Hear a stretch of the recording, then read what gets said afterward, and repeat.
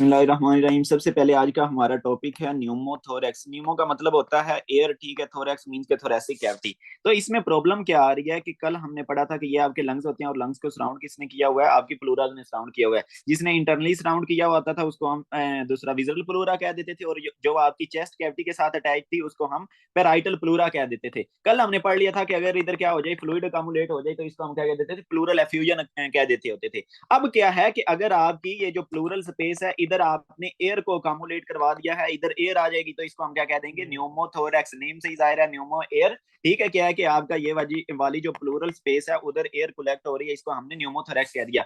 अब आप लोग खुद देख सकते हो कि एयर इधर कहाँ से आ सकती है? आपकी ये जो थोरेसिक है, मतलब प्लूरल स्पेस है, इधर एयर कहाँ से आ सकती है? जाहिर सी बात है, इधर से हो सकता है। अगर आपका लंग रप्चर हो जाए तो लंग्स में क्या होती है? एयर होती है, वो बाहर जा सकती है।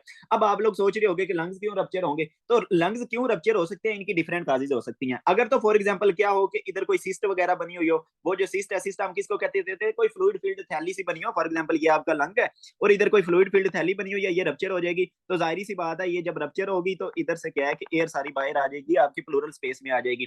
देन और क्या हो सकता है कि अगर फॉर एग्जांपल आपकी कोई लंग डिजीज हो, लंग डिजीज होगी तो जाहिर सी बात है उसकी वजह से आपके लंग की ये जो वॉल है रप्चर हो जाएगी, और इधर क्या है कि एयर बाहर आ जाएगी। ऐसा ही है कि नहीं है? देन क्या है कि अगर फॉर एग्जांपल आपको कोई दूसरा खंजर से मार दे, कोई चाकू मार दे, तो उसकी वजह से क्या होगा? ये आपकी प्लूरा फट जाएगी ना, तो इधर से एयर क्या है कि बाहर आ जाएगी। इट मींस के इसकी काजेज में सिंपली हमने वो सारी चीजें पढ़नी है जिन्होंने क्या करवाना है, हमारे लंग्स को फाड़ देना है, इनको रप्चर करवा देना है।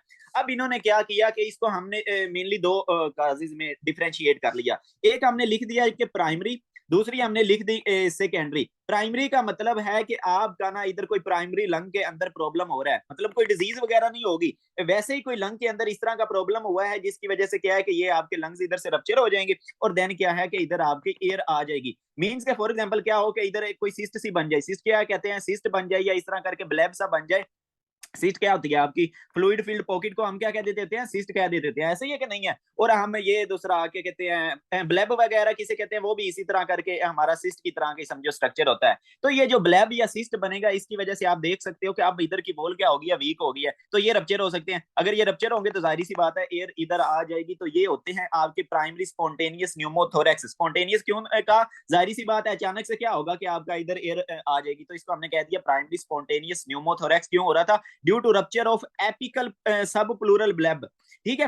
एपिकल का मतलब कहां पे? आपका कौन सा एरिया होता है? एपेक्स का। ये जो आपका ऊपर वाला नोकीला एरिया होता है लंग्स का, उसको हम एपेक्स कह देते हैं। तो इधर कोई सिस्ट होगी, ठीक है, सब प्लूरल होगी, ये देखो ना प्लूरा के नीचे है, तो उसको उसने क्या कह दिया? सब प्लूरल ब्लेब होगा। ये सिस्ट होगी या ब्लेब होगा, वो क्या हो जाएगा? रप्चर हो जाएगा, तो एयर आ जाएगी। अब ये कौन से लोग इसमें मोस्ट ससेप्टेबल है? जो टाल, आपके पास कोई लंबा सा बंदा होगा, पतला सा होगा और यंग मेल होगा, वो आपके पास आ जाएगा कि उसका सांस बड़ा तंग हो रहा होगा, अचानक से प्लूरेटिक चेस्ट पेन होगी। वो मैं सारे सिम्टम आपको लोगों को लिखवाता हूँ, लेकिन फिलहाल आप जस्ट ये याद रख लो कि प्राइमरी स्पॉन्टेनियस न्यूमोथोरेक्स में क्या है कि आपका कोई सिस्ट वगैरह बन रही है, आपके पास लंबा पतला सा बंदा आएगा और उसको ये वाला प्रॉब्लम होगा, और हो सकता है वो स्मोकिंग भी करता हो। ये होगी एक हमारी कैज काज। दूसरी आ गई सेकेंडरी स्पॉन्टेनियस न्यूमोथोरेक्स। अब इसमें क्या सीन होगा कि आपका जनाब सेकेंडरी कोई प्रॉब्लम हुआ होगा। सेकेंडरी मींस कि आपके इधर देखो कोई डिजीज वगैरह नहीं थी, कोई खुद ही कोई सिस्ट बनी हुई थी जिसकी वजह से ये प्रॉब्लम आ गया। अब क्या है कि कोई लंग के अंदर डिजीज हो, जब लंग के अंदर डिजीज होगी, जाहिर सी बात है आपके लंग्स वगैरह डैमेज हो जाएंगे। जब डैमेज हो जाएंगे तो जाहिर सी बात है इधर से ये रप्चर कर जाएंगे, जब रप्चर कर जाएंगे तो आपकी एयर क्या आ जाएगी? बाहर आ जाएगी। तो उसी चीज को देखते हैं कि सेकेंडरी हमारे पास कौन सी काज, ये क्या है? ड्यू टू डिजीज लंग है। कौन कौन से? उसमें क्या है कि आपका बुल्ला बन जाते हैं इन एम्फीसीमा। तो ये हमने एम्फीसीमा पढ़ लिया था, जिसमें क्या हो रहा था कि आपका फॉर एग्जांपल ये एल्वियोलाई थे, तो ये क्या कर रहे थे? डैमेज हो रहे थे, एबनॉर्मली डायलेट कर रहे थे। तो देखो ये क्या बना देते हैं? बुल्ला बना देते हैं। What are bullas? ये इस तरह करके ना डायलेशन सी होती है, ठीक है। तो इनको हम क्या कहते हैं? बुल्लाज कहते होते हैं। जिस तरह आपके हाथ पे छाला बन जाता है जब कोई गर्म चीज लगे, तो वो बुल्ला है समझो, ठीक है। तो ये क्या है कि आपके लंग्स के अंदर बुल्लाज बन गया। तो वो भी इट मीन्स के जिस बंदे में क्या होगा? बुल्ला इन एम्फीसीमा, वो भी जब रप्चर होगा तो ये वाली प्रॉब्लम। देन आ गया मार्फन सिंड्रोम। मार्फन सिंड्रोम के बंदा में आपको पता है कनेक्टिव टिश्यू का प्रॉब्लम होता है। कनेक्टिव टिश्यू का प्रॉब्लम होता है तो ये जो कनेक्टिव टिश्यू है, ये अगर फट जाएगा तो जाहिर सी बात है हमारी एयर कहाँ पे? इधर इधर आ सकती है। देन आगे के कोई भी इन्फेक्शन होगी तो मैंने आप लोगों को बता दिया इन्फेक्शन क्या है, इधर को डैमेज कर देगी और वो भी ये वाली प्रॉब्लम करवा सकती है। देन आ गया मैकेनिकल वेंटिलेशन। तो ये देखो ना क्या क्या है कि एक बंदा मैकेनिकल वेंटिलेटर पे और ऊपर से आप बहुत ज्यादा एयर का प्रेशर दे रहे हो। जब देखो आप गुब्बारे में बहुत ज्यादा तेजी से हवा भरोगे तो वो फटेगा कि नहीं फटेगा। तो यही प्रॉब्लम है कि अगर आप मैकेनिकल वेंटिलेशन में बहुत ज्यादा हाई प्रेशर देते हो तो इसको हम क्या कहते हैं, बैरोट्रोमा। मींस कि हाई प्रेशर होने की वजह से हमारे लंग्स फट गए, उनमें रप्चर हो गया, तो इसको हम क्या कहते हैं, बैरोट्रोमा। तो इसकी वजह से भी क्या हो सकता है, आपका न्यूमोथोरेक्स हो सकता है। तो ये वाले थे आपका स्पॉन्टेनियस न्यूमोथोरेक्स। ये कौन से थे, स्पॉन्टेनियस न्यूमोथोरेक्स।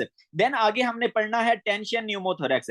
अब ये टेंशन न्यूमोथोरेक्स क्या होता है, इसका थोड़ा सा और सीन है। टेंशन न्यूमोथोरेक्स में क्या है कि आपका ना जनाब मेन प्रॉब्लम क्या आ रही है कि फॉर एग्जांपल ये आपका लंग है और ये आपकी प्लूरल स्पेस है। इधर क्या प्रॉब्लम होती है कि आपका एक फ्लैप सा बन जाएगा, ठीक है। फॉर एग्जांपल ये वाला लंग है, इसकी मैं ना ये वाली लेयर बना रहा हूँ।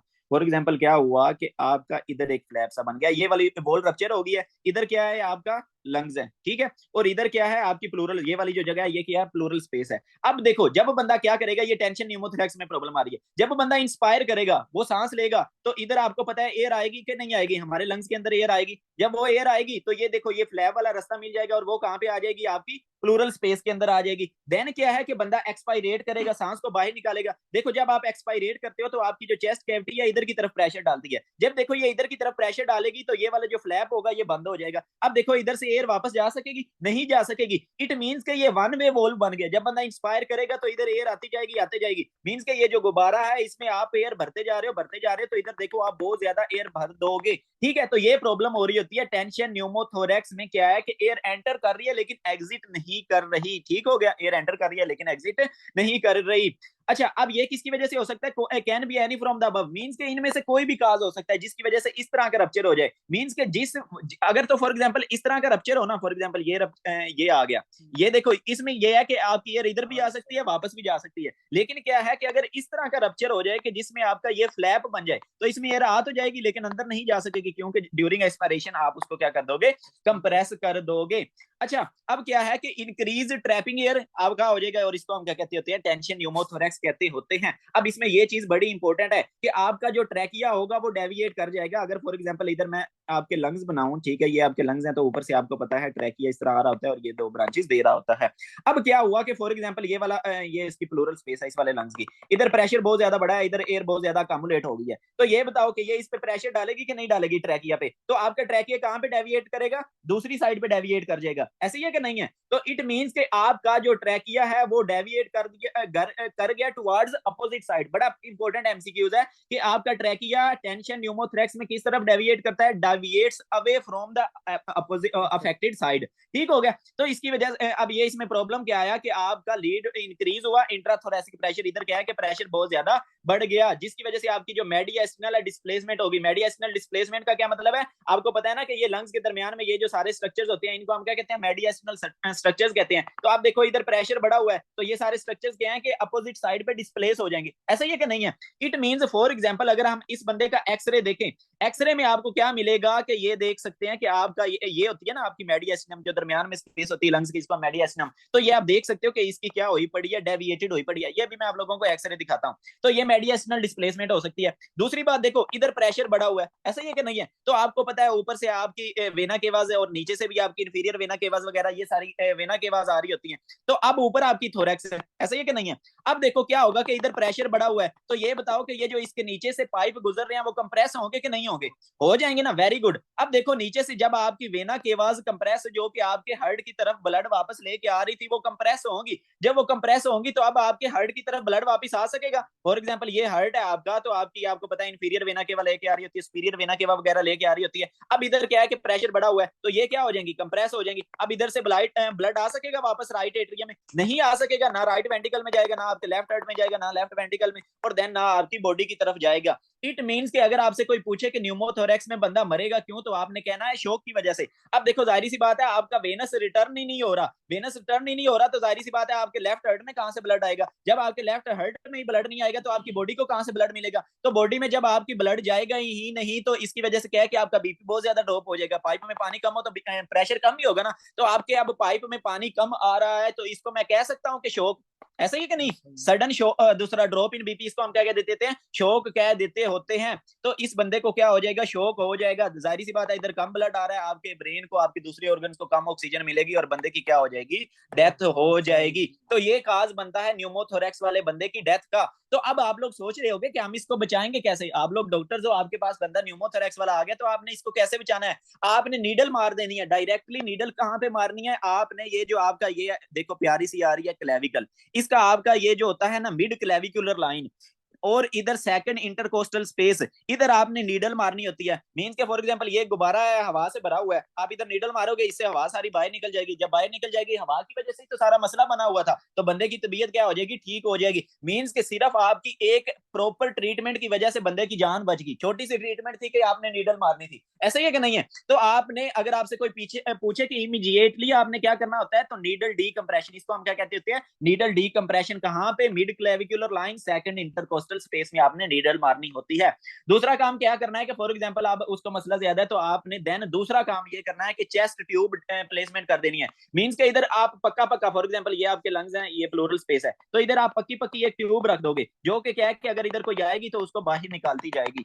तो ये आप इसकी इस तरह करके, बड़ी इजी सी ट्रीटमेंट है, ये आप कर लोगे। बाकी ये मैं आप लोगों को बता देता हूँ कि किंकिंग ऑफ इंफीरियर वेना का मींस क्या कर रही है, आपकी इंफीरियर वेना केवा को क्या कर रही है, कंप्रेस कर रहा है, जो आपका न्यूमोथोरेक्स है, जिसकी वजह से डिक्रीज हो जाएगा venous turn, decrease cardiac output, और हम इसको क्या कहते होते हैं, ऑब्स्ट्रक्टिव शॉक। बंदे को हाइपोटेंशन होगा, टैकीकार्डिया, मींस के दूसरा टैकीकार्डिया क्या है, हार्ट रेट आपका बढ़ जाता होता है जब भी हाइपोटेंशन होता है, सिंपैथेटिक नर्वस सिस्टम एक्टिवेट होता है, कार्डियो में हमने पढ़ लिया था। देन आप बंदे का हार्ट रेट, हार्ट कॉन्ट्रैक्टिविटी, एवरीथिंग बढ़ जाती है, टैकीकार्डिया होगा। और क्या है कि आपकी जगुलर वेन्स डिस्टेंड कर जाएंगी। जगुलर वेन्स कौन सी होती हैं, ये जो आपके ऊपर नेक वगैरह से ब्लड लेके आ रही होती हैं, एडर नेक से, तो जाहिर सी बात है ये वेन्स भी अब क्या कर जाएंगी, डिस्टेंड कर जाएंगी, क्योंकि अब इधर प्रेशर बहुत ज्यादा बढ़ा हुआ है, तो आपको हिस्ट्री में देगा जगुलर वेन। अब आप लोग देखोगे कि हमें कैसे पता लगेगा कि उसकी जगुलर, आपने उसकी नेक देखनी है। आपने अक्सर बूढ़े बाबों की नेक देखी होगी, तो वो आपको जो वेन्स हैं, वो नेक में बड़ी बड़ी वेन्स कुछ दिखाई दे रही होंगी, वो आपकी ये वाली वेन्स होती हैं, जगुलर वेन्स। तो वो आपको हिस्ट्री में देगा, जगुलर वेन डिस्टेंटेड है, टैकीकार्डिया, हाइपोटेंशन, प्लांडम कहाँ, बीपी उसका बहुत ज्यादा ड्रॉप हुआ पड़ा है। और देन आपने क्या करवाना होता है कि अगर फॉर एग्जांपल आप लोगों को हिस्ट्री से कंफर्म हो गया है कि इस बंदे को न्यूमोथोरेक्स है, या आपने जल्दी से एक्सरे करके कंफर्म कर लिया कि इस बंदे को न्यूमोथोरेक्स है, ठीक है, तो अब आप लोगों को एक्सरे देख के कैसे पता चलेगा कि इसको न्यूमोथोरेक्स है? देखो, हमने क्या कहा था कि आपका जो एयर होती है, वो आप लोगों को क्या मिलती है, एक्सरे के नीचे ब्लैक मिलती है। अब नॉर्मली भी तो आपका जो एयर होती है, लंग्स के अंदर एयर ही होती है, तो वो तो हमें ब्लैक ही मिलती है। तो अब हम कैसे डिफरेंशिएट करेंगे, ये तो मसला हो गया ना कि आप किसको कैसे डिफरेंशिएट करें एक्सरे से। तो देखो, इधर क्या होगा कि आपका जो नॉर्मल, ये आप एक्सरे देख सकते हो, जो आपका होता है नॉर्मल लंग, इधर आपको थोड़ी थोड़ी लंग मार्किंग्स दिखाई देंगे। ये आप देख सकते हो कि ये थोड़ी थोड़ी आप लोगों को लंग मार्किंग्स दिखाई दे रही है। मींस के आपका जो ब्रोंक्यूल्स वगैरह हैं, वो आपको थोड़े थोड़े वाइट दिखाई दे रहे हैं। लेकिन अगर आप लोग इस साइड को देखो ना, तो ये फुल ब्लैक दिखाई दे रहा है। इसमें कोई लंग मार्किंग्स दिखाई दे रही है? नहीं दिखाई दे रही। तो इसको हम कहते होते हैं हाइपरलुसेंसी। इसको हम क्या कहते हैं, हाइपरलुसेंसी। मींस के आपका ये वाला जो अफेक्टेड लंग होगा, वो बहुत ज्यादा ब्लैक हो जाएगा। दूसरी और क्या चीज देख सकते हो, दूसरा आपने देखना है इसका डायाफ्राम। ये देखो, आपको प्रॉपर शार्प एज मिल रहा है डायाफ्राम का, लेकिन ये वाला जो इसका जो डायाफ्राम है अफेक्टेड साइड का, वो आपको सही से मिल रहा है, इसका शार्प एज मिल रहा है। इट मींस के ये वाली साइड आपकी क्या होगी, अफेक्टेड हो गई है, क्योंकि इधर सारी क्या है कि एयर अकामुलेट हुई पड़ी है। अब आप लोग सोच रहे होगे कि ये वाला लंग कहाँ गया, तो ये वाला, ये जो एरिया है ना, ये आपका लंग इधर कोलैप्स हुआ पड़ा है सारा, ठीक है। ये बाहर जो सारी है ना, वो क्या है, वो आपकी एयर है। इट मींस कि आपको क्या फाइंडिंग मिलगी, आपको हाइपरलुसेंसी मिलगी एक्सरे पे। दूसरा क्या है कि आपको जो अफेक्टेड साइड है, उधर आपको ये वाला जो हेमी डायाफ्राम है, ये जो वो आपको प्रॉपर नहीं मिलेगा, ठीक है। लो लेफ्ट हेमी डायाफ्राम, मींस ये वाला जो डायाफ्राम है, वो आपको क्या है कि प्रॉपर नहीं मिल रहा। ये आप देख सकते हो कि इससे क्या है, लो है, ठीक है। ये देखो, इस लेवल पे है ये वाला जो डायाफ्राम है, लेकिन ये वाला जो है, ये नीचे तक गया हुआ है। तो ये सारी चीजें आपने, ये मतलब एमसीक्यूज में आती होती हैं कि हमें कैसे पता चलेगा। वैसे भी अगर फॉर एग्जांपल आप अपना ड्यूटी पे हो, तो आप लोगों ने इस तरह करके इस चीज को क्या कर लेना है, डिफरेंशिएट कर लेना है।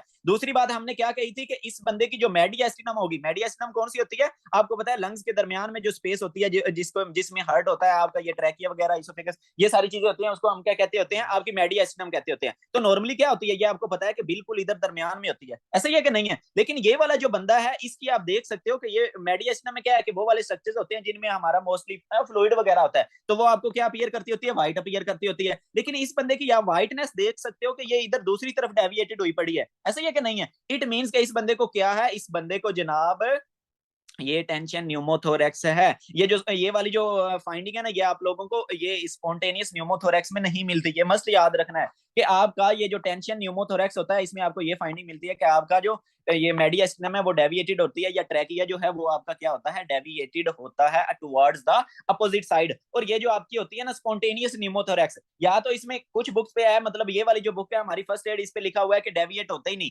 लेकिन क्या है कि स्टेप 2 सीके पे और हमारी जो पैथोमा है उधर ये लिखा हुआ है कि इधर जो आपका ट्रैकिया होगा ना वो towards the affected side deviate होगा। इस चीज को आपने रट्टा लगाना है। जो स्पॉन्टेनियस न्यूमोथोरेक्स है उसमें कहां पे ट्रैकिया डेविएट हो रहा है, टुवर्ड्स द अफेक्टेड साइड। लेकिन ये जो आपका टेंशन न्यूमोथोरेक्स है उसमें क्या है कि अपोजिट साइड पे हमारा जो दूसरा ट्रैकिया है वो क्या कर रहा है, डेविएट कर रहा है। अफेक्टेड साइड कौन सी है, जहां पे हमारी एयर अकामुलेट हुई पड़ी है। तो ये था जनाब हमारा टॉपिक है न्यूमोथोरेक्स का। लेकिन आप लोगों को ये तो पता ही नहीं है कि ये सिम्टम्स कौन से आएंगे पेशेंट्स को। सिम्टम्स का भी तो पता होना चाहिए। सिम्टम्स के लिए आपने सिंपली एक निमोनिक याद रख लेना है। निमोनिक कौन सा, आपने ये देखो पी इधर से उठा लेना है, थोरैक्स इधर से उठा लेना है, तो इधर से ही सारे सिम्टम्स बनाते हैं। बंदे को क्या होगी, प्लूरिटिक चेस्ट पेन होगी। अगर इधर लिखा हुआ है तो मुझे लिखने की जरूरत नहीं है, नहीं इधर नहीं लिखा हुआ। बंदे को क्या होगी, प्लूरिटिक चेस्ट पेन। प्लूरिटिक चेस्ट पेन क्या होती है, वो बंदा आपको कहेगा कि जब मैं सांस अंदर डीप सांस लेता हूं तो मुझे बहुत ज्यादा दर्द होती है। तो पी से आ गई आपकी प्लूरिटिक चेस्ट पेन। देन क्या होगा, टी से आपका आ गया, ये ट्रैकिया क्या होगा, डेविएटेड होगा towards the opposite side. Then ये आपका एच आ गया, तो एच से आप लोगों के पास आ गया कि हाइपर रेजोनेंस मिलेगी। तो ये आप देख सकते हो एक्सरे पे आपको क्या मिलती है, हाइपर रेजोनेंस मिलती है। ओ आ गया, देन ओ से क्या होगा कि इसका सडन ऑनसेट होगा। देखो अचानक से कोई प्रॉब्लम हुआ होगा ना, इधर बहुत ज्यादा एयर अकामुलेट हुई पड़ी होगी, तो आप लोगों को वो बताएगा कि मेरे पास जो बंदा आया है वो सडन ऑनसेट डिजनिया के साथ आया है, अचानक से उसका सांस फूलने लग गया है, तो आपका ज़हन इसकी तरफ जाना चाहिए। तो ओ से आ गया आपका सडन। देन ओ के बाद क्या है जनाब, आपका आर है। तो आर से आ गया कि रिड्यूस्ड ब्रेथ साउंड्स। जाहिर सी बात है, अब देखो ये वाला लंग कोलैप्स हुआ पड़ा है। जब आप अपनी इधर स्टेथ रखोगे, आपको स्टेथ में आवाज कब आती है, जब कह के इधर एयर की मूवमेंट हो रही होती है, तो उस वक्त स्टेथ में आवाज आती है। अब बताओ इधर तो लंग है ही नहीं, इधर तो वैसे ही एयर पड़ी हुई है, मूवमेंट तो नहीं हो रही, तो अब आपको साउंड्स आएंगी तो नहीं। इट मींस कि जो आपकी अफेक्टेड साइड है उधर आपको एब्सेंट लंग साउंड्स मिल जाएंगे। ओ से हो गया, सॉरी आर से होगा। देन आ गया ए से है कि आपको एब्सेंट मिल जाएगा फर्मिटस। अब ये फर्मिटस क्या होता है, ये इधर भी लिखा हुआ है। अब ये फर्मिटस क्या होता है, आपने क्या करना है कि पेशेंट को बिठाना है और उसकी पीछे जो कमर है ना उधर अपने दोनों हाथ रखने हैं, और पेशेंट को फॉर एग्जांपल 99 कहने का कहना है, या कुछ इस तरह के साउंड कहने का कहना है। देखो जब वो बोलेगा ना, तो जब वो इधर से बोलेगा तो आपको पता है इधर से वाइब्रेशन प्रोड्यूस होती हैं। अभी बोल के देखो, आप अपनी चेस्ट पे हाथ रख के देखो तो वाइब्रेशन प्रोड्यूस होती हैं। और ये जो वाइब्रेशन है ना आपका, ये जो फर्मिटस है, इसमें आप सेंस कर रहे हो, पीछे से सेंस कर रहे हो, उस बंदे की कमर पे रख के सेंस कर रहे हो, तो वो आपको क्या मिल जाएगा, रिड्यूस्ड मिल जाएगा इन न्यूमोथोरेक्स। क्योंकि अब इधर अकामुलेट हुई पड़ी है, तो ये वाइब्रेशन क्या है कि प्रॉपरली पीछे ट्रांसफर नहीं होगी। यार ये फिजिक्स का रूल है ना कि गैस के मालिक ये जो पार्टिकल्स होते हैं ये दूर दूर होते हैं, तो इनमें वाइब्रेशन जो होती है वो इतनी अच्छे से ट्रांसफर नहीं होती। जो सॉलिड के पार्टिकल्स होते हैं वो बहुत करीब करीब होते हैं, तो इनमें वाइब्रेशन इजिली ट्रांसफर हो जाती है। तो इधर आप देख सकते हो कि इधर बहुत ज्यादा एयर अकामुलेट हुई पड़ी है, तो अब आपकी वाइब्रेशन प्रॉपरली पीछे ट्रांसफर नहीं करेंगी, तो आपको क्या मिल जाएगा, डिक्रीज मिल जाएगा, टेक्टाइल फर्मिटस मिल जाएगा। एंड देन आ गया आपका एक्सरे। तो एक्सरे पे आपको क्या मिल रहा है, आपके वो जो अफेक्टेड लंग है वो कोलैप्स हुआ पड़ा है। तो इस तरह आपने क्या कर लेना है, इसको डायग्नोज कर लेना है। तो माशाल्लाह से आपने इसको डायग्नोज भी कर लिया, देन इसको आपने ट्रीट भी कर लिया, और आप लोगों को इसकी डिफरेंट काजेज का भी पता चल गया। ठीक है, और बंदे की डेथ का भी पता चल गया। इसमें कोई कंफ्यूजन, कोई भी मसला बताएं, नहीं तो आगे चलते हैं। ट्रीटमेंट में सर नीडल वाला था। हाँ, ट्रीटमेंट में ये जो है ना आपका, फॉर एग्जांपल ये आपका जो न्यूमोथोरैक्स है, टेंशन न्यूमोथोरैक्स, इसमें हमने यही सबसे पहले needle decompression and then chest tube displacement, chest tube placement करते होते हैं। लेकिन आ गया ये जो आपका होता है ना स्पॉन्टेनियस न्यूमोथोरैक्स, ये इतनी वर्स प्रॉब्लम नहीं होती, क्योंकि जो एयर आती है वो हो सकता है थोड़ी बहुत वापस भी चली जाए। तो इस वजह से आप ये जो आपका स्पॉन्टेनियस न्यूमोथोरैक्स है ना, इसमें एक और ट्रीटमेंट देते होते हो। और कौन सी ट्रीटमेंट है, इसमें आप बंदे को दोगे 100% ऑक्सीजन। ये इधर नहीं लिखा हुआ, ये उधर आपकी स्टेप 2 सीके पे लिखा हुआ है। आप बंदे को क्या दोगे, 100% ऑक्सीजन दोगे। फॉर एग्जांपल मैं कहता हूं कि ये आपका जनाब लंग है, ठीक है, और इधर सारी एयर अकामुलेट हुई पड़ी है। आपने उस बंदे को दी जब 100% ऑक्सीजन, तो जाहिर सी बात है इधर नॉर्मली आपकी जो ऑक्सीजन जा रही होती है ब्लड के अंदर, वो कितनी जा रही होती है, 21% ऑक्सीजन होती है ना आपकी एयर के अंदर। मींस के इधर 21% ऑक्सीजन आ रही होती है, आपकी जो एयर होती है उसमें ऑक्सीजन भी होती है, बाकी नाइट्रोजन बहुत ज्यादा होती है। मींस के नॉर्मली क्या होगा, नॉर्मल जो बंदा होता है उसकी इधर ऑक्सीजन भी होगी, नाइट्रोजन भी होगी। ऐसा ही है कि नहीं है। अब क्या है कि आपने उस बंदे को दी 100% ऑक्सीजन दी। जब आप उस बंदे को 100% ऑक्सीजन दोगे तो इधर नाइट्रोजन नहीं होगी, सिर्फ क्या होगी, ऑक्सीजन होगी। ऐसा ही है कि नहीं है? लेकिन ये जो इसकी एयर अकामुलेट हुई पड़ी है, इधर तो ऑक्सीजन भी होगी, नाइट्रोजन भी होगी, बिल्कुल। तो अब देखो इधर सीन क्या होगा, जब आप उस बंदे को ये दूसरा 100% ऑक्सीजन दोगे तो अब इधर नाइट्रोजन नहीं है, उधर नाइट्रोजन बहुत ज्यादा है, आपका जो न्यूमोथोरेक्स वाली जगह है। तो उधर से क्या होगा कि आपकी नाइट्रोजन डिफ्यूज होकर कहां पे आना शुरू हो जाएगी, आपका लो लो ग्रेडियंट वाले एरिया में। आपको पता है ना कि आपकी गैसेस क्या पसंद करती हैं, from high concentration to low concentration जाना पसंद करती हैं। तो अब इसकी वजह से क्या होगा कि आपकी ये जो नाइट्रोजन है इधर कहां पे आना शुरू हो जाएगी, आपकी ब्लड वेसल्स के अंदर। तो जाहिर सी बात है अब ये जो इधर सारी एयर अकामुलेट हुई पड़ेगी ये आपकी ब्लड वेसल्स के अंदर आ जाएगी, और देन जाहिर सी बात है दूसरा हमारे लंग से हम उसको निकाल देंगे, ठीक है। तो इस वजह से क्या होगा कि उस बंदे का अगर तो थोड़ा बहुत न्यूमोथोरैक्स है तो वो खुद ब खुद ही 100% ऑक्सीजन देने से ही ठीक हो जाएगा। लेकिन अगर क्या है कि इसमें भी अगर चाहे स्पॉन्टेनियस न्यूमोथोरैक्स है और इसमें बहुत ज्यादा एयर अकामुलेट हुई पड़ी है तो देन वही आप लोगों को इसी की तरफ जाना पड़ेगा, चेस्ट ट्यूब डिस्प्लेसमेंट प्लेसमेंट की तरफ जाना पड़ेगा।